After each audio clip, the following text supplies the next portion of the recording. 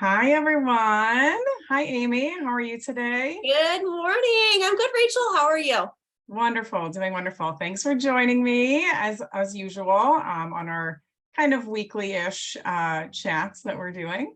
Today, we're going to talk a little bit about just being mindful and having an awareness of where your money's going, and I'm really excited to dig into that.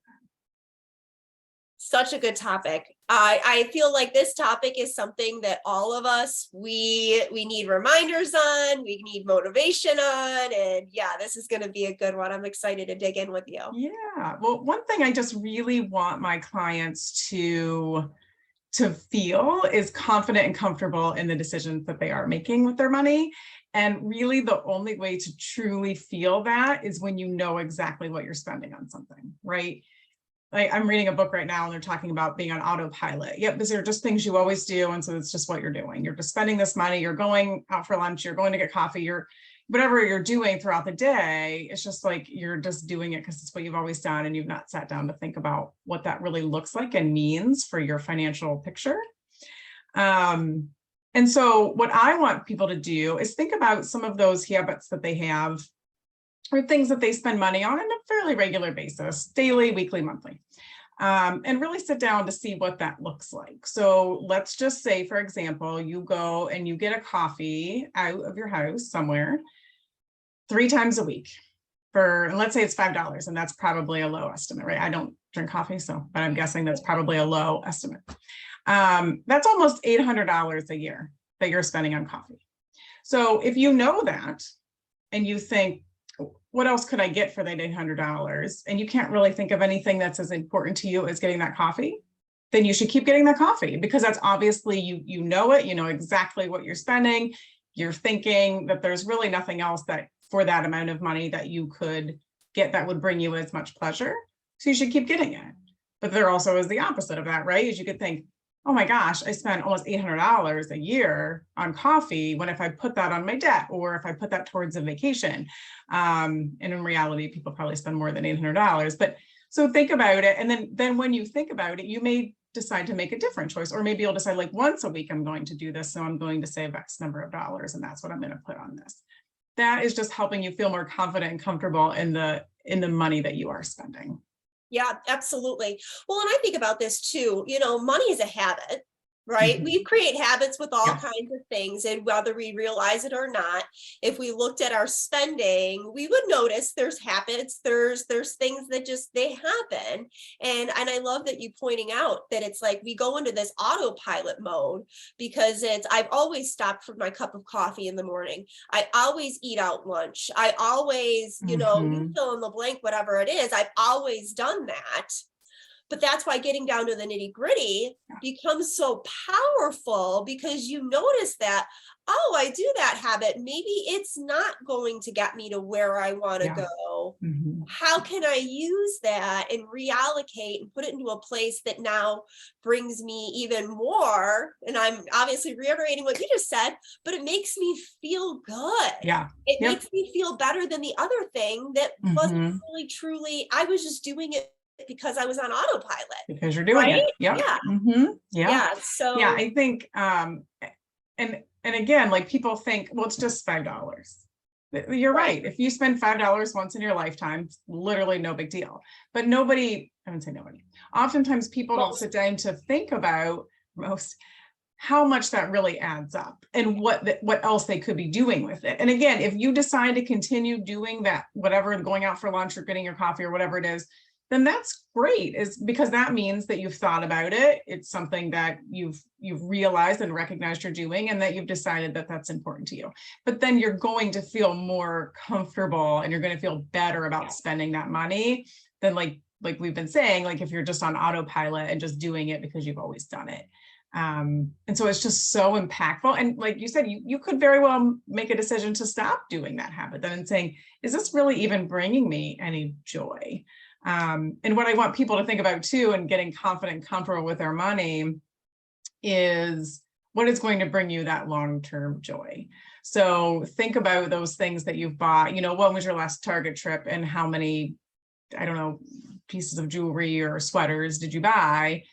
And have those given you long-term enjoyment? If so, that was a great purchase, Yeah. and I hope you feel good about it.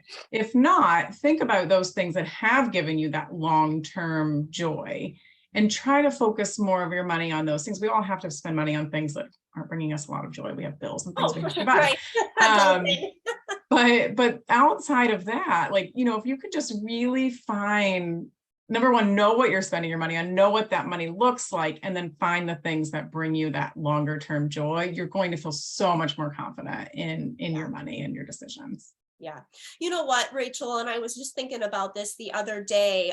We're spending a pretty big amount of money. We're redoing all of the flooring on the first floor of our house.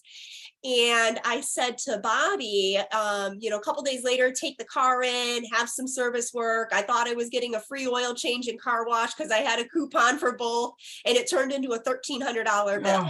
And so I'm spending 10 grand on floors in the next couple of weeks, $1,300 on this. Back to school with the kids, that was a couple $100. And I said to Bobby, I said, you know what's really interesting? These aren't normal things and times for us. We're a little bit more on the conservative side of money because we have really big goals, and we know we have to be conservative for a period of time in order for those goals to come to fruition, right? And so what I said to him, I said, I have this anxiety. I'm having this anxiety about money. And you know what? I figured it out. I'm very in tune right now with how do I feel when I do things. I don't think people really pay attention to their feelings and emotions when it comes to money. And I know for us, or for me personally, that serves a lot because it really tells me, it's almost like my body's response to, is this healthy or is this not healthy? But I'll say this, is getting into new habits feels really uncomfortable. And it feels like sometimes maybe I shouldn't do this. It's too uncomfortable.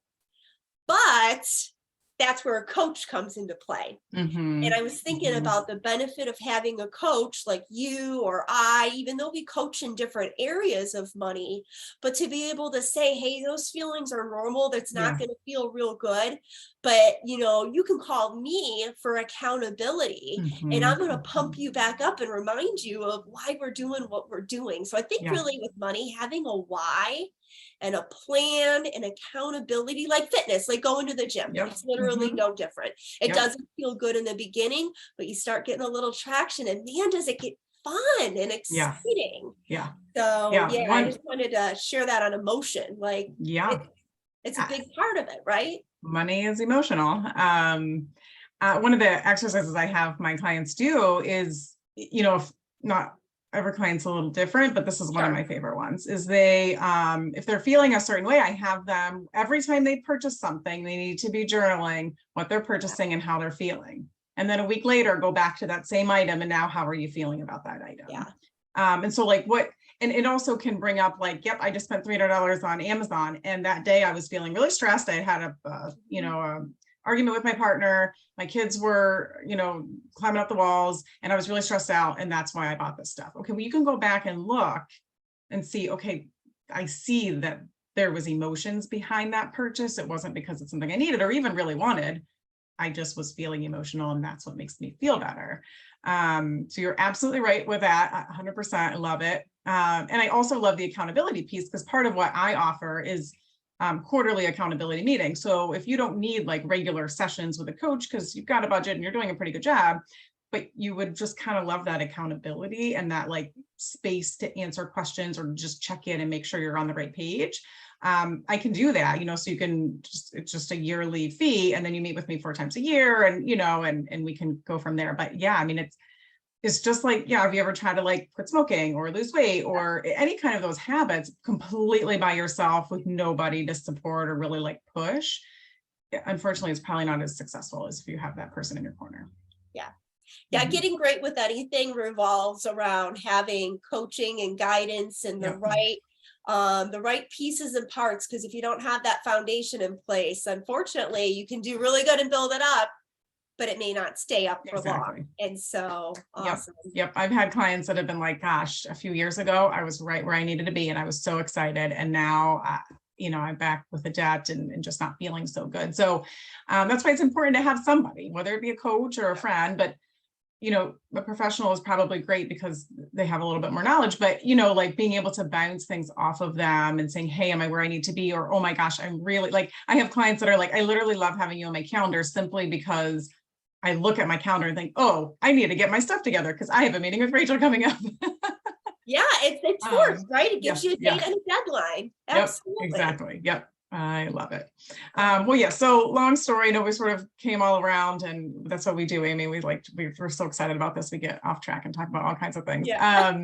But truly it is just so important to know where your money's going and then to make that conscious choice. Like, yes, this is exactly where I want to spend this $1,000 this year, or gosh, I didn't realize it was that much. Maybe I can allocate some of that for something that's going to bring me more joy.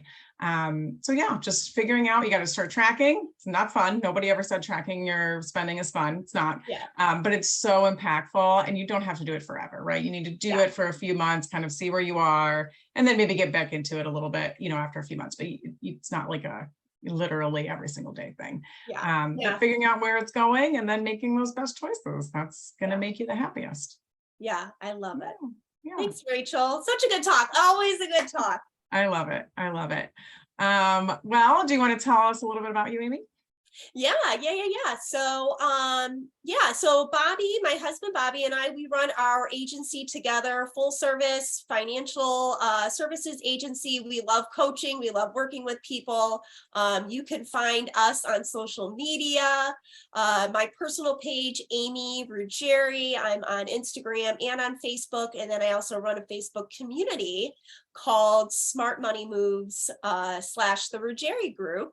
And there is where you can find us to help normalize the money conversation. We love talking about money, and our group members are starting to love it too, right? So we have a lot of fun with that. Yeah, your Facebook group is great. I love it.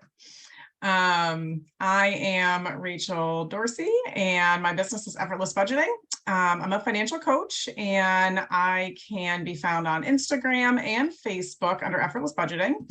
And as easy as it is, my website is effortlessbudgeting.com. So I would love to have folks pop in and make some comments on posts and things. You'll see a lot of money mindset stuff that I'm posting because it's just such an important piece. Can't really fix the habit until you kind of figure out why that habit is, which is a conversation we've already had. So check out, also our YouTube page. I just created a YouTube page, Effortless Budgeting. You can search, and you can find all the videos that Amy and I have done. Love it. Awesome. Thanks, Rachel. Yeah, thanks, Amy. Have a good week.